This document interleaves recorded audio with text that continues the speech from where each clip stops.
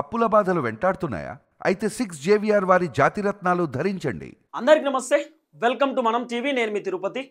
తెలంగాణ మాజీ ముఖ్యమంత్రి BRS party అధినేత కల్వకుంట్ల చంద్రశేఖరరావు గారు ప్రస్తుతం యశోద హాస్పిటల్లో ఉన్నారు. దాదాపు 24 గంటలు అవుతా ఉంది ఆయన హాస్పిటల్లో జాయిన్ అయ్యి. వాస్తవానికి జాయినింగ్ అవసరం లేదు అని చెప్పి స్టార్టింగ్లో డాక్టర్లు చెప్పినారట. కానీ అత్యవసర పరిస్థితి వల్ల కొంత ఆయనకు కాఫ్ ఉంది, ఫీవరు, అలాగే జలుబు ఉన్నటువంటి నేపథ్యంలో ఖచ్చితంగా జాయిన్ కావాల్సిందే. మళ్ళీ ఓ దిక్కు వర్షం పడుతున్నటువంటి నేపథ్యంలో ఆయన వయసు రీత్యా కొంత ఇబ్బంది పడుతున్నటువంటి పరిస్థితి, అలాగే గ్యాస్ ప్రాబ్లం కూడా ఉన్నది. అట్లనే కొంత హార్ట్లో పెయిన్ వస్తుందనేటటువంటి నేపథ్యంతో కేసీఆర్ని యశోద హాస్పిటల్కి సంబంధించిన సిబ్బంది జాయిన్ అవ్వండి అని చెప్పగానే కేసీఆర్ నిన్న అడ్మిట్ అయినటువంటి పరిస్థితి. దాదాపు 1 డే ఉండాల్సిందే అని చెప్పి యశోద డాక్టర్లు చెప్పినారు. 1 డే ఇప్పుడు దాదాపు 24 అవర్స్ గడిచిపోయినటువంటి పరిస్థితి. కేసీఆర్ హాస్పిటల్లో ఉన్నటువంటి నేపథ్యంలో ఇటు తెలంగాణ ముఖ్యమంత్రి రేవంత్ రెడ్డి గారు కేసీఆర్ ఆరోగ్యానికి సంబంధించినటువంటి అంశం పైన ఆయనే ఫోన్ చేసేటటువంటి ప్రయత్నం చేసినట్ట. దాదాపు కేసీఆర్ ఫోన్కు 3 సార్లు చేసినటువంటి నేపథ్యంలో కేసీఆర్ ఫోన్ లేపలేదు అనేది కొంత వినబడుతున్నటువంటి అంశం.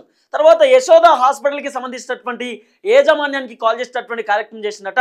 ఆ డీన్కి కాల్ చేసి మీకు ఏ ఇబ్బంది ఉన్నా కూడా మాకు చెప్పండి, కావాలంటే బయట నుండి డాక్టర్లను తెప్పిద్దాము, ప్రభుత్వం దగ్గర నుండి ఏ సహకారం కావాలన్నా ఖచ్చితంగా మేము చేసే ప్రయత్నం చేస్తాం, అవసరం అనుకుంటే బయట నుండి ఇతర దేశాల నుండి డాక్టర్లను కూడా రప్పిద్దాం, ఏ ప్రాబ్లం లేకుండా చూసుకోండి అంటూ కూడా ముఖ్యమంత్రి రేవంత్ రెడ్డి యశోద హాస్పిటల్కి సంబంధించిన డాక్టర్లకు చెప్పిండి అనేది కొంత వినబడుతున్నటువంటి చర్చ.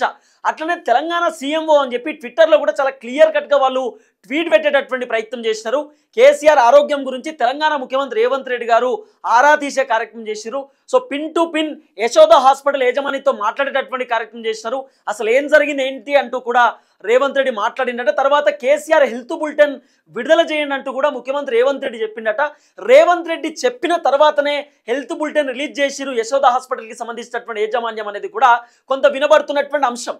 అయితే మొత్తానికి ఇటు కాంగ్రెస్ పార్టీకి సంబంధించినటువంటి మంత్రులు బట్టి విక్రమార్క కానివ్వండి, కోమటిరెడ్డి వెంకటరెడ్డి కానివ్వండి, తర్వాత ఇటు ఉత్తమ్ కుమార్ రెడ్డి కానివ్వండి, శ్రీధర్ బాబు కానివ్వండి, వీళ్ళు కూడా కేటీఆర్కి కాల్ చేశారనేటటువంటి ఒక సమాచారం వస్తూ ఉంది. కేటీఆర్కి కాల్ చేసి మాట్లాడే ప్రయత్నం చేసిరట.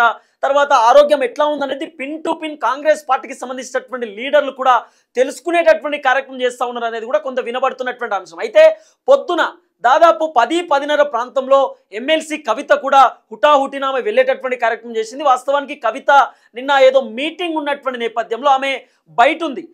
పొద్దున్నే వచ్చేటటువంటి కార్యక్రమం చేసింది. వెంటనే కేసీఆర్కి సంబంధించిన యశోద హాస్పిటల్కి వెళ్ళింది కవిత.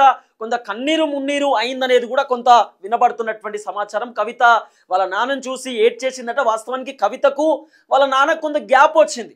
అంటే మొన్నటిదాకా కేటీఆర్ పైన ఆరోపణలు చేయడం, కేసీఆర్ దేవుడే కానీ కొంతమంది దయ్యాలు ఉన్నారంటూ కూడా కవిత మాట్లాడడం, తర్వాత బీఆర్ఎస్ పార్టీ బీజేపీతో పొత్తు పెట్టుకుంటుందేమో అని చెప్పి మాట్లాడడం, కొంత కవిత కేసీఆర్తో కలవలేదు. అయితే మొన్న కేసీఆర్ ఆయన విచారణకు పోతున్నటువంటి నేపథ్యంలో కూడా కవిత ఎర్రపల్లి ఫామ్ హౌస్కి వెళ్ళింది. అయినప్పుడు కూడా కేసీఆర్ కవితతో మాట్లాడలేదు అనేది కొంత వినబడినటువంటి చర్చ.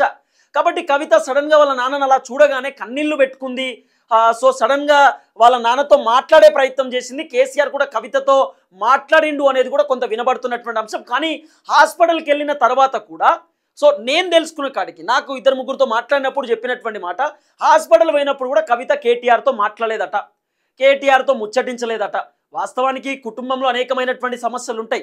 కానీ ఎప్పుడైతే మనకు ఆరోగ్య సమస్య వచ్చినప్పుడు, మన కుటుంబంలో ఏదైనా ఇబ్బంది ఉన్నప్పుడు మాట్లాడాల్సినటువంటి అవసరం ఉంటుంది. కానీ మాట్లాడలేదు అనేది కొంత వినబడుతున్నటువంటి అంశం. గతంలో కేసీఆర్ ఒక మాట చెప్పిండు, గతంలో కేటీఆర్ కూడా ఒక మాట చెప్పిండు, కవిత మొండిది, ఆమె ఒకవేళ ఒక పట్టు పడితే ఆ పట్టులోనే ఉంటుంది, ఆమె ఎవ్వరు చెప్పినా వినదు, ఆ మనిషి అట్లుంటుంది అని చెప్పి ఇటు బీఆర్ఎస్ పార్టీకి సంబంధించిన లీడర్లు కూడా గతంలో చెప్పినారు.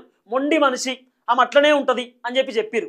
ఆ మొండితనంతో కేటీఆర్తో కూడా మాట్లాడలేదు అనేది కూడా కొంత వినబడుతున్నటువంటి అంశం. కానీ కవిత స్టిల్ నౌ ఇప్పుడు కూడా ఆమె 5ంటికి యశోద హాస్పిటల్ నుండి వాళ్ళ ఇంటికి వచ్చేటటువంటి కార్యక్రమం చేస్తూ ఉంది. 5ంటి వరకు దాదాపు పొద్దున్న నుండి ఇప్పటిదాకా మొత్తం యశోద హాస్పిటల్లోనే కవిత ఉన్నటువంటి పరిస్థితి. కేసీఆర్ ఆరోగ్యం గురించి పిన్ టు పిన్ తెలుసుకునే ప్రయత్నం చేస్తూ ఉంది. అసలు నిన్న కేటీఆర్ లండన్ పర్యటన నుండి ఆయన నందీనగర్ ఇంటికి వెళ్ళిండు. కేసీఆర్ ఇంటికి వెళ్ళినప్పుడు దాదాపు 2 గంటల సేపు వాళ్ళు భేటీ అయ్యారట, మాట్లాడుకున్నారట.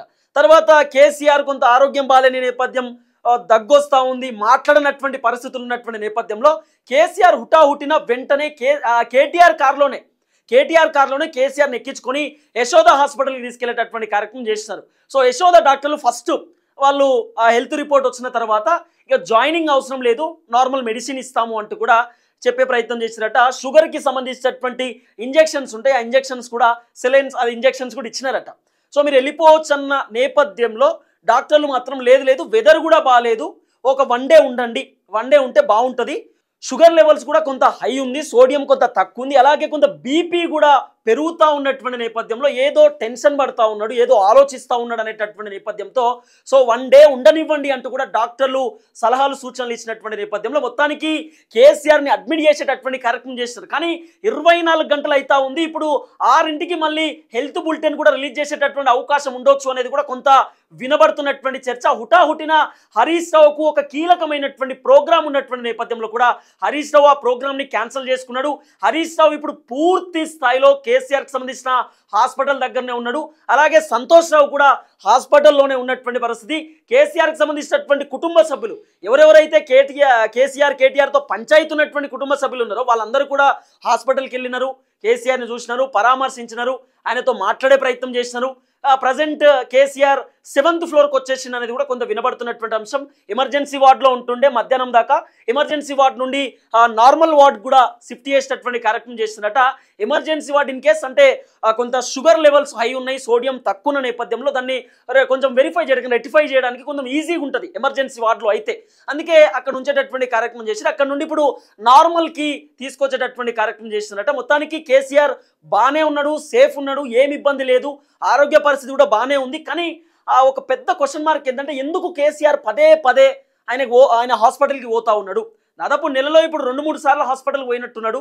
ఓసారి యశోద హాస్పిటల్ పోయి మళ్ళీ వచ్చేసిన తర్వాత ఏఐజీ హాస్పిటల్కి వెళ్ళిండు. ఏఐజీ హాస్పిటల్లో అక్కడ అనేకమైనటువంటి పరీక్షలు అయిపోయినటువంటి అనంతరం తర్వాత మళ్ళీ వచ్చిండు, తర్వాత ఇప్పుడు మళ్ళీ యశోద హాస్పిటల్కి వెళ్ళిండు. అంటే దాదాపు 1 నెలలో 3 సార్లు హాస్పిటల్కి ఎందుకు పోతున్నాడు అంటే ఆయనకు పెద్ద ఆరోగ్య సమస్య ఉన్నా కూడా వీళ్ళు బయటికి రిలీజ్ చేస్తలేరా అనేటటువంటి అనేకమైనటువంటి డౌట్స్ ఇటు బీఆర్ఎస్ పార్టీకి సంబంధించినటువంటి లీడర్లకు కూడా కదులుతున్నది.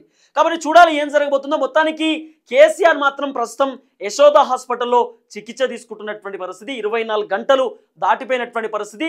డాక్టర్లు మాత్రం బాగానే ఉంది, నిలకడగా ఉంది, ఏమి ఇబ్బంది లేదు. సో కేసీఆర్ని మేము డిశ్చార్జ్ చేస్తామంటూ కూడా వాళ్ళు చెప్పేటటువంటి కార్యక్రమం చేస్తూ ఉన్నారు. 6ంటికి బులెటిన్ కూడా ఉండొచ్చు అనేటటువంటి ఒక చర్చ కూడా పూర్తి స్థాయిలో వస్తూ ఉంది. నెక్స్ట్ వాళ్ళు బులెటిన్ రిలీజ్ చేయగానే ఇంకో వీడియోతో మీ ముందుకు వచ్చేటటువంటి ప్రయత్నం చేస్తారు. చూద్దాం ఏం జరగబోతుందో.